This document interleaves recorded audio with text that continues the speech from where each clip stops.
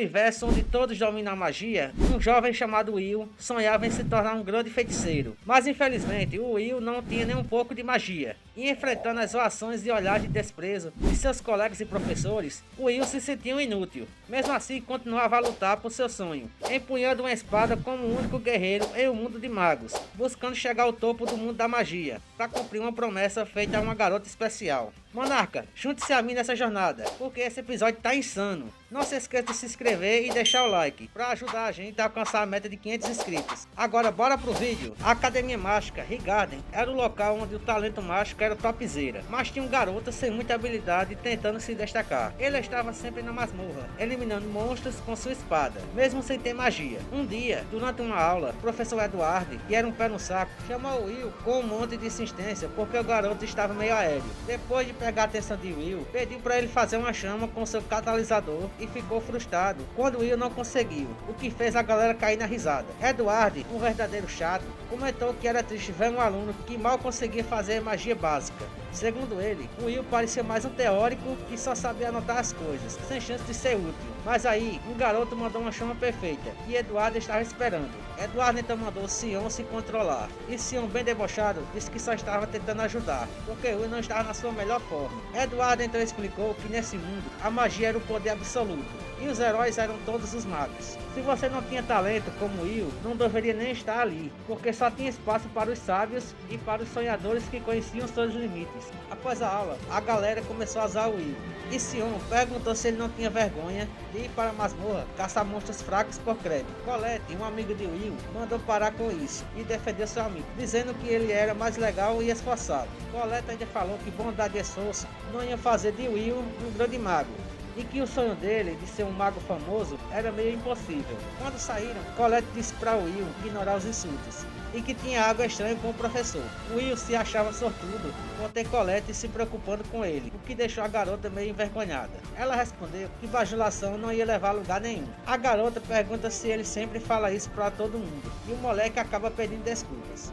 Ele explica que desde pequeno a galera ensinou ele a elogiar as meninas, o que deixou a garota ainda mais sem jeito. Ela pensa que, como uma filha de família de nobre, mesmo que seja só no nome, não deveria perder a compostura. Ela nota que Will está olhando para o céu, e ele comenta que o dia está incrível. Ela concorda, e enquanto observa o céu, fala que os magos mais top, os Magia Vendors, sempre estavam lá em cima defendendo o céu. Isso faz ela lembrar que há muito tempo ninguém sabia nada sobre o céu e viviam na escuridão, apavorados pelos invasores celestiais. Mas aí 5 magos mudaram tudo, repelindo os invasores e criando um selo no céu, que trouxe paz ao mundo. Esses caras ficaram conhecidos como Magia Vendors, um título que no futuro só os mais fortes conseguiram, e todo mundo sonhava em alcançar. Colette pergunta se ele acha que a varinha da donzela de gelo, a Albus Lina, também estava cuidando de tudo. Will confirma e diz que com certeza ela deve estar sentada perto de uma janela, o que faz ele lembrar do passado e de sua amiga.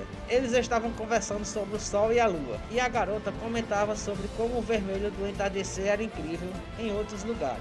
Ela dizia que se um dia eles chegassem no topo da torre e se tornassem Magia Vendors, poderiam ver o pôr do sol de perto. Eles prometeram fazer isso juntos, mas infelizmente foi só uma promessa de criança. Eupharia, com seu talento de sobra, virou a Magia Vendor mais jovem da história e subiu para o topo da torre, enquanto Will, sem muito talento, acabou ficando para trás. Mas ele não podia abandonar a promessa. Para realizar seu sonho de estar ao lado de Eupharia, ele continuou batalhando. Mais tarde, o professor Walker deu uma bronca em Will por ir à masmorra sem permissão, e ainda por cima ter ido sozinho até o 7º andar. Mesmo assim, ele deu 2 créditos pela criatura que Will derrotou, deixando o garoto animado. O professor perguntou se Will ainda não tinha desistido de se tornar um Magia Vendor. Will questionou se isso era um erro, e Walker explicou que antes de subir a torre, era preciso avançar para o Instituto Superior, que exigia muitos créditos em escrita de feitiços e praxis. Como Will não podia usar magia, nunca ganharia créditos em feitiçaria. Will respondeu que por isso ele estava focado em praxis, coletando créditos na masmorra. O professor lembrou que já tinha dito várias vezes que avançar só com praxis era quase impossível, principalmente para quem não sabia usar magia. Mesmo assim, Will estava determinado. Então o professor repreendeu novamente, dizendo que ele precisava ganhar 4 créditos até o final da semana.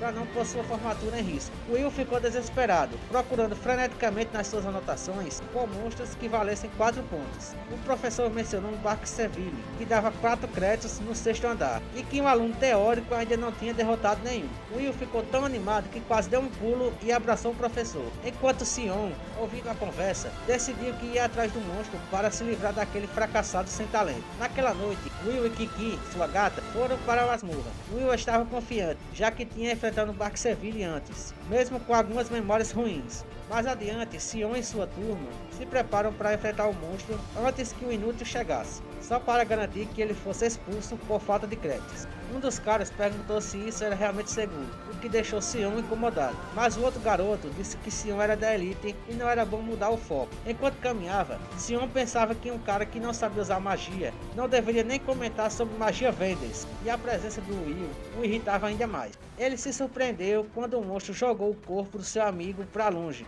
com apenas um soco, fazendo o outro amigo gritar de medo. Isso chamou a atenção de Will, que correu para ver o que estava acontecendo, e encontrou um sentinela maligno, um monstro de 10 créditos, que deveria estar bem nas profundezas da masmorra.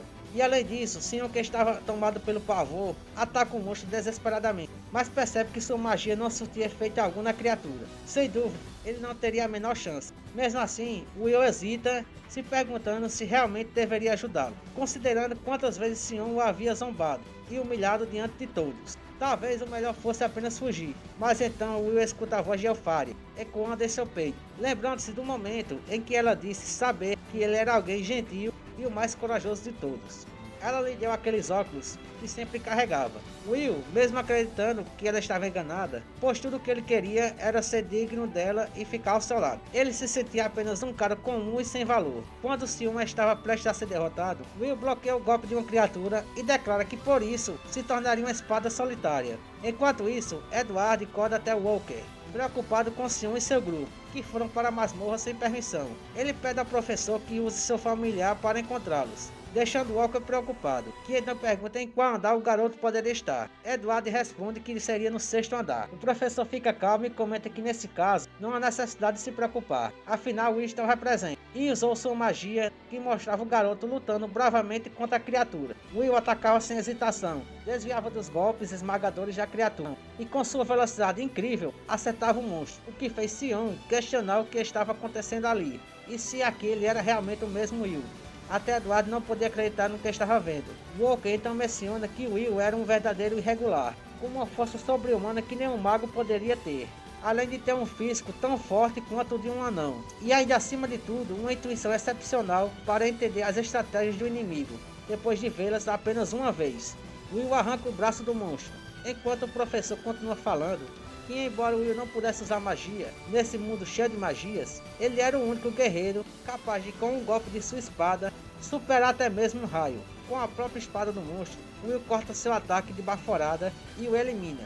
Após o combate, ele vai até Sion e pergunta se ele havia se machucado, o que deixa o menino furioso. Edward fica indignado, considerando aquilo impossível, e não aceita que alguém que não consegue usar magia tenha conseguido superá-lo. No dia seguinte, Will leva os restos do monstro para o professor, que lhe dá 10 créditos, deixando o garoto animado. E assim começa a história do garoto que virou o mundo de cabeça para baixo, em uma narrativa sobre a união entre a varinha e a espada, encerrando assim o primeiro capítulo. Muito obrigado a você que assistiu até o final. Se você gostou, não se esqueça de dar aquela força, curta, se inscreva no canal Monarca Animes e se torne um monarca. Valeu mesmo e até a próxima!